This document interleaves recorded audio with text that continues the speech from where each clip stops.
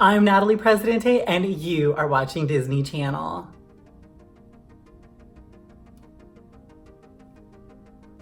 I've decided to review all the Disney Channel original movies because they're pussy pop severely, and I feel like it's often overlooked.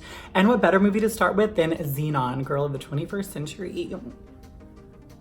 Disclaimer, this video will make a lot more sense if you've watched the movie recently, so I might encourage you to get on the Disney Plus app. There is a free trial when you first start, and actually watch Xenon Girl of the 21st Century so you can understand what I'm talking about.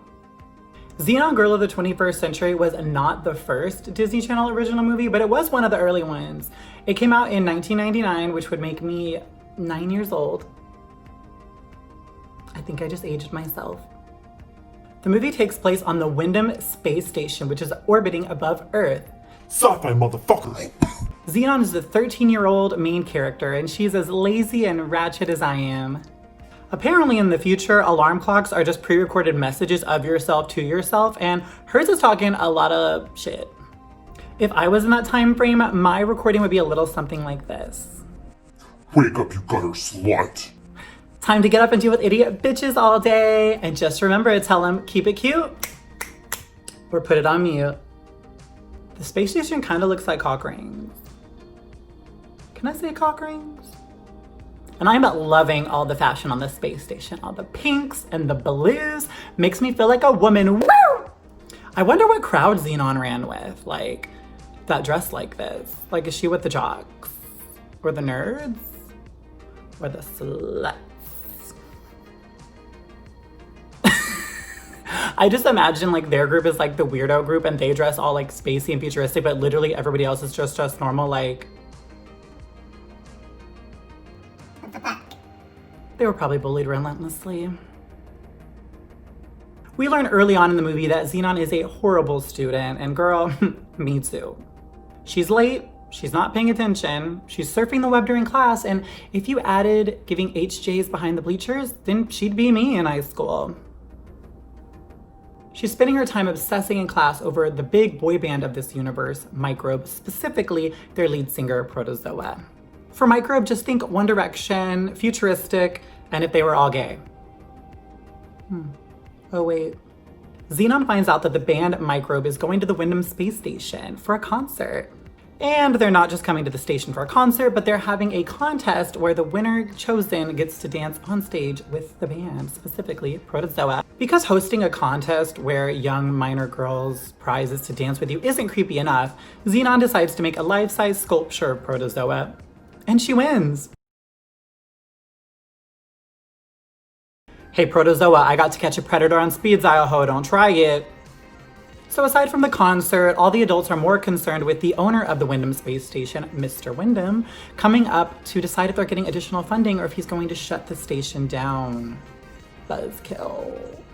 And why is everybody on this space station so damn young? Where are the old crusty hoes at? I survived one term of Trump as president. I can deal with anything up here. Oh. Hey, Xenon, stop. We establish in the movie really quick that Xenon is trifling as hell, and she decides to bust into a restricted area, hijack a spacesuit, and fly her ass into space.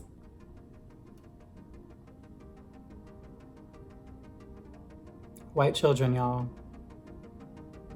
Honestly, one of my favorite Disney tropes is that, but I'm years old. Like, insert fetal age here. So she's like, but I'm 13 years old. I can do whatever I want. I can go fuck all the Martians in the world and you can't stop me. I'm gonna get pregnant by a Martian. I'm gonna do whatever the fuck I want, you motherfucker. Something like that. Girl, you are 13. Go suck on your binky in the crib, ho, and get out of here. Daddy knows best. Hey, Mr. Carr.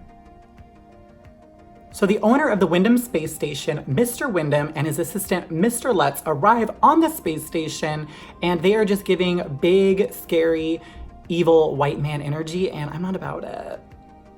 So Xenon is getting these vibes as well, and I'm like, honey, they're old, rich, and white. Of course they're evil.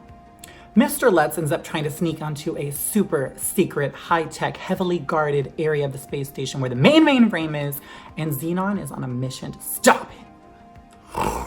Did I mention that this heavily guarded high-tech area is protected by a 4-digit pin? God, I love the 90s. Honestly, y'all deserve to plummet to your death for that weak-ass shit. So Xenon, little dumbass, decides to write the 4-digit code she needs to get in and out of this area on her hand, which the sweaty palm hoe ends up smudging off. Girl, didn't get your brains from your parents, did ya? Dumbass. Mr. Lutz ends up uploading something into the mainframe computer and takes the little CD disc thingy with him, but drops it on the floor, and Xenon ends up getting caught in the restricted area, which is bad news for you, boo-boo. Starting to think everybody in this movie is a dumbass bitch.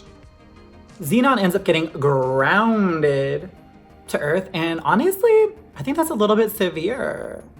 Like, sending her to Earth probably costs a lot more money than it would be to just whoop her ass. Like, just backhand the bitch and move on. All I'm saying is that a shoe upside the head is cheaper than a 238,900 mile trip to Earth. But what do I know? That's why I don't have kids. Just hit them.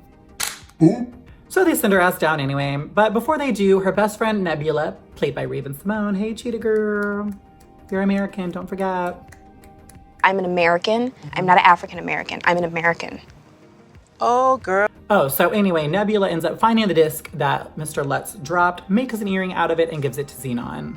At this point, Xenon is carrying the disc that Lutz needs. I'm assuming to hide the evidence because he already uploaded the virus, so I don't really understand why he needs the disc. Well, she has it, he wants it, tale as old as time. And Xenon ends up landing on an Earth that looks exactly like 1999 Earth, with maybe a few spaceships like photoshopped and edited into the background to make it look spacier.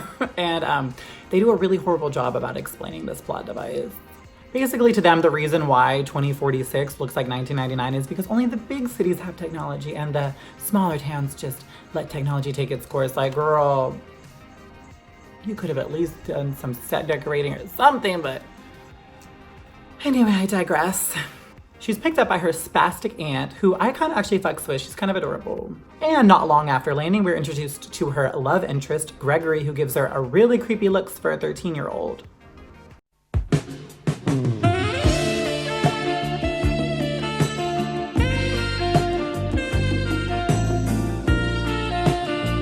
And also the bitch slash frenemy slash all around nasty girl, Margie, who is Xenon's like rival, I guess.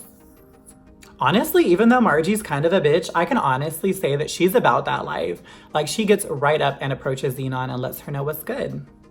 With that hairdo, or should I say don't, we assume you must be from some viral place like Northern Jersey, but my guess was you were just trying to get an early start on Halloween. You were right, it was Halloween. Now if you lend me that mask you're wearing, I'll have the most hideous costume major. Honestly, the fight was iconic. Honestly though, these girls are doing a little too much talking and not enough Zetus Lapidus ass whooping. Xenon finally enrolls in public school and all the tropes are there. The mean girl is being mean and the love interest is creepily eyeing her like,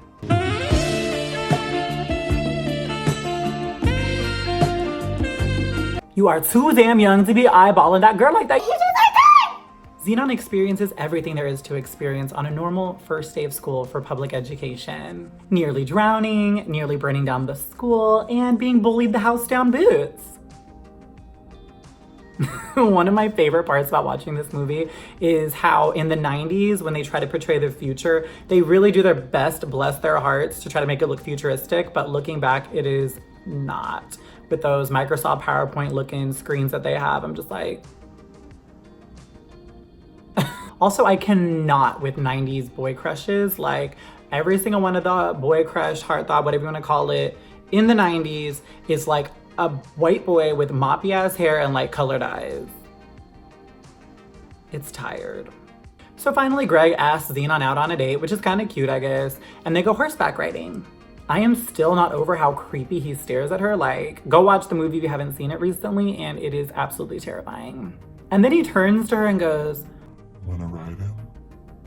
And I'm like, you're 13 years old, get away from her!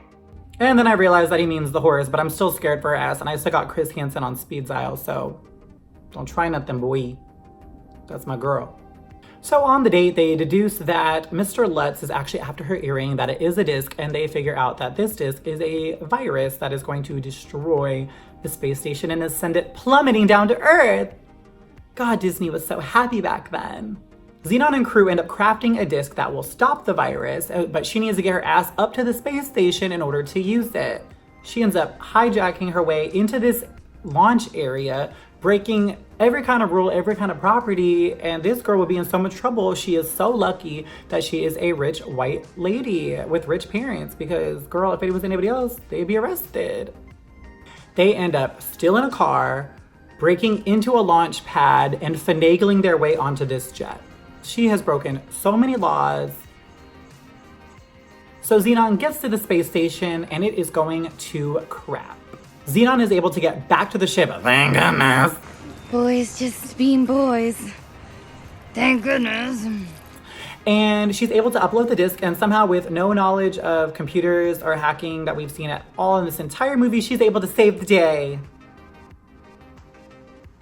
Thanks, bitch.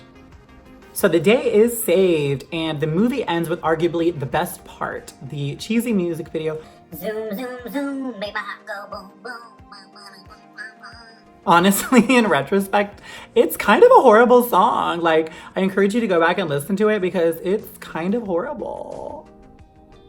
But I love it anyway. Boom, boom, boom, make my heart go zoom, zoom, my supernova girl. And that's basically it for this movie.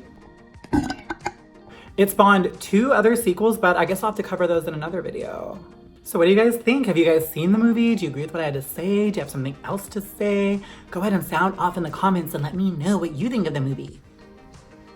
Alrighty guys, well that will be the end of this video. I haven't really decided the order that I'm gonna do it. I kind of went with Xenon first just because I have the most positive memories of this movie, but sound off in the comments below. Is there a Disney Channel original movie you'd like Natalie's perspective on, a recap of? I love doing trashy reviews, it's so much fun. If not, I might just go in order or based on the holidays. I haven't really decided, but like I really need a game plan. So like if you have a moment, just let me know. Okay, thanks. And on that note, subscribe and I'll see you on the next one.